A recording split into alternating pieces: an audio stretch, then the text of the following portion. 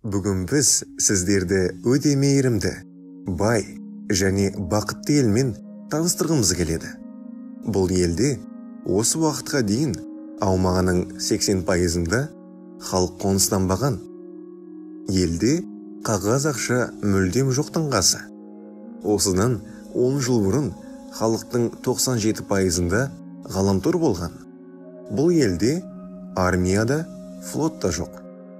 Мұнда кафенің, бардың немесе дүкеннің кіреберісінде қараусыз қалған арбадағы балаларды, есіктері жабылмаған үйлерді және кілттері орындықтарында жатқан көліктерді жиі көруге болады.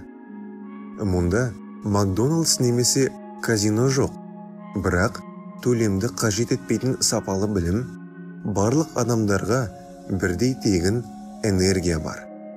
Елді тек шекарашылар күзетеді, ал полиция тапанша ұстамайды, сондықтан балалар жалғыз жүре алады. Мұнда жәндіктер өте аз, маса мен шыбын жоқтың қасы, тіпті ормандар мүлдем жоқ. Бұл жер бетіндегі ең қорқақ туристің ең шалғай шөл далаға шатыр тігіп, тыныш ұйықтай алатын жалғыз жер шары. Судың тазалығы соншалық, ол алдын ала тазартусыз немесе сүзгісіз ас үй крандары арқылы беріле береді. Бұл 100% сауатты ел және жан басына шаққандағы кітап сатудан әлемде нөмірі 1 мемлекет. Көптеген жылдар бойы бұл ғажайып ел жыл сайын өмір сүру деңгейі ең жақсы елдердің 10-дығына кіріп келеді. Ондай жер біздің әлемде бар. Ол ертегі немесе фантастика емес. Мұнда бір рет келіп, бұл біз ойлағаннан да шынайы екенін түсінуге болады. Бұл Исландия.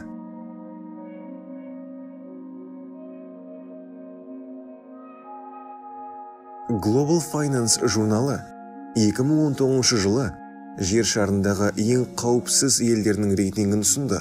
Бірінші болып Исландия шықты. Сарапшылар елдердің қауіпсіздік индексін бірқатар параметрлер бойынша есептеді. Соның ішінде соғыс ықтималдығы, қылмыс деңгейі және тұрғындардың жеке қауіпсіздігі, экономикалық даму деңгейі және табиғи апаттың ықтималдығы. Рейтингте Исландиядан кейін Швейцария тұр. Финляндия үштікті тұйықтады. Сондай-ақ алғашқы 20-лыққа Сингапур, Жаңа Зеландия, Канада және басқа дамыған мемлекеттер кірді. Салыстырмалы айтатын болсақ, аталған рейтингте Америка құрама штаттары зорлық-зомбылық қылмысының жоғары деңгейіне байланысты тек 65-ші орында, ал Ресей 108-ші болды. Сарапшылар мұны экономикалық құлдыраумен және мемлекеттің әлемдік қоғамдастық үшін қауіптілігінің күшеюімен түсіндіреді.